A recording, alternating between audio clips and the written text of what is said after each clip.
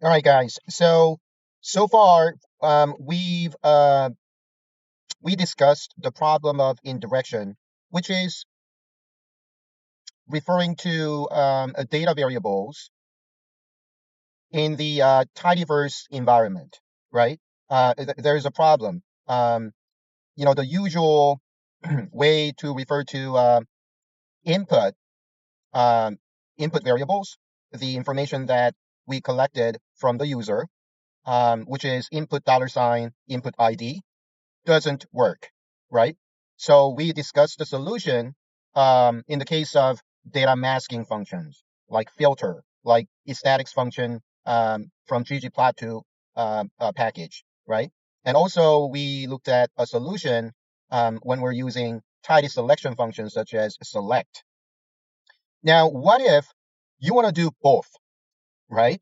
So here in this app, it's a very simple app again, but it does both tidy selection and data masking.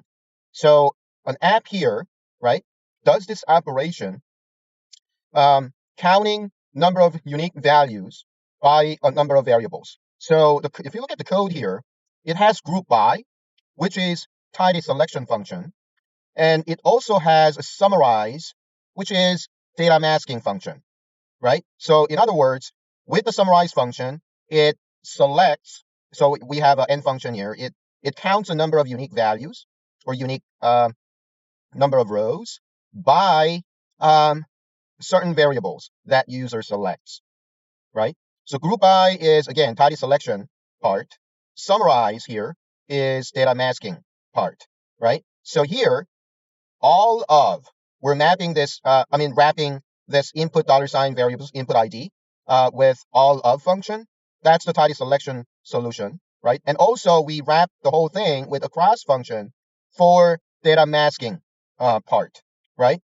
So again, we need two solutions here, or the combo of solutions for both tidy selection and data masking, all of and also cross, right? So let's create this app.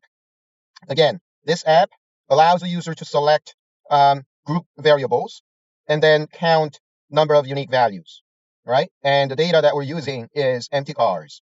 Okay, so hold on. It's the section name here, 3.1. Okay, so this should have been, let's rename this file. Okay, section 3.1. And then this current one should be section 3.2. Okay, and now let's delete everything here, shiny app. And then remember, because we're using tidyverse functions, we need to load tidyverse packages. And we have select input function, select input, and we need an input ID. So let's say variables. For the label, variables. And choices will be vector of column names of empty cars. And the output is a table. So table output, and output ID for that, let's call that table. And on the server side, oh, by the way, so multiple variables should be allowed, right? So here, hit tab, multiple, true, right? And output ID is table, alt dash. The pairing function for table output is render table, right? And what is it? Empty cars, group by input ID will be vars. However, we know Shiny doesn't understand this.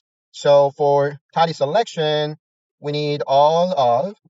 And for data masking, for summarize function, we also need across, right? And summarize n. So this counts the number of unique values, right? What else? Oh, and also Okay, so let's run this. Let's test this whether it works correctly.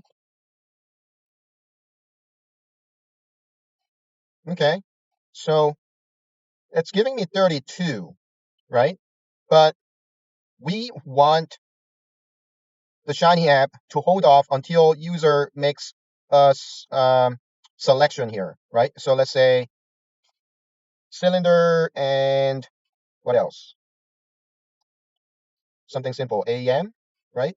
So these are, so they're three cars that are four cylinders and takes a 0 for AM. I'm not sure what AM means, but yeah, it works fine. It's just that we need to tell R or Shiny to hold off until the user makes the selection here, right? And that will be require function input variables. So let's reload. What is it now?